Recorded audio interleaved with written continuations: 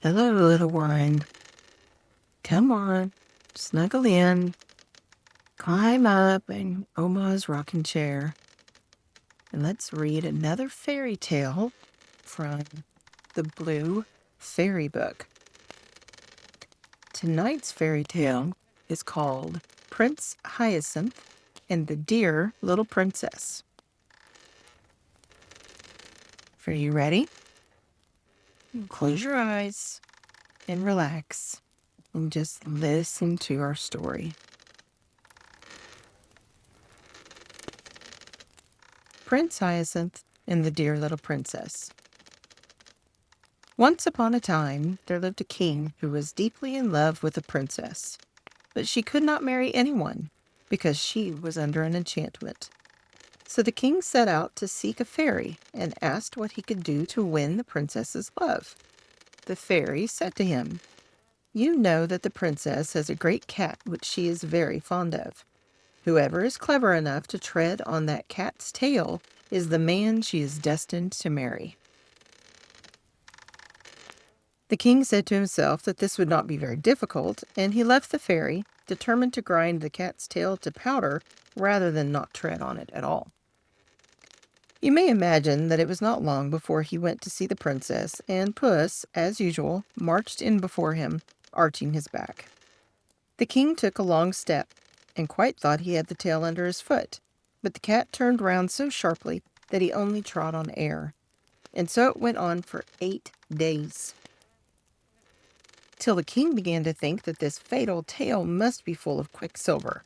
It was never still for a moment.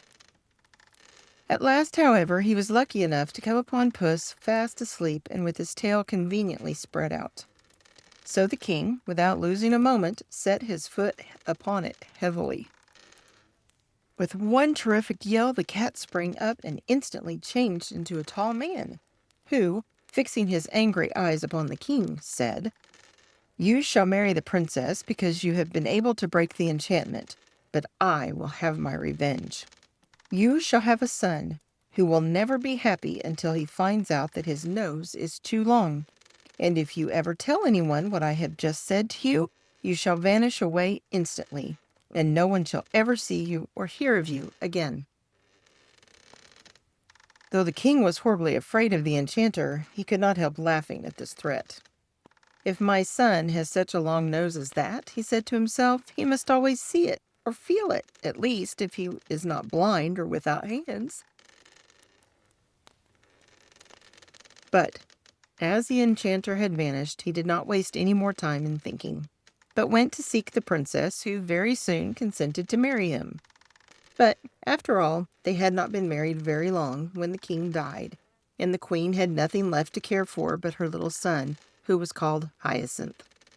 The little prince had large blue eyes, the prettiest eyes in the world, and a sweet little mouth.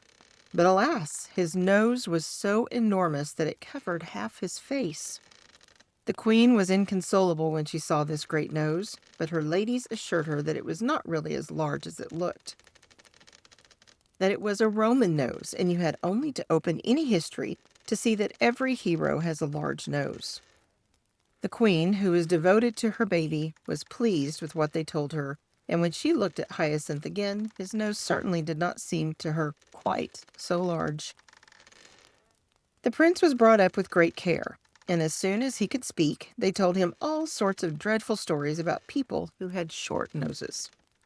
No one was allowed to come near him whose nose did not more or less resemble his own, and the courtiers, to get into favor with the queen, took to pulling their babies' noses several times every day to make them grow long.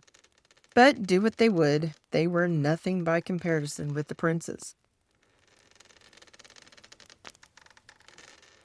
When he grew sensible, he learnt history, and whenever any great prince or beautiful princess was spoken of, his teachers took care to tell him that they had long noses.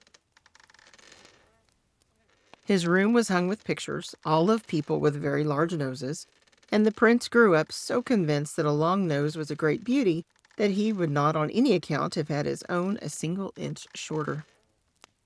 When his 20th birthday was past, the queen thought it was time that he should be married, so she commanded that the portraits of several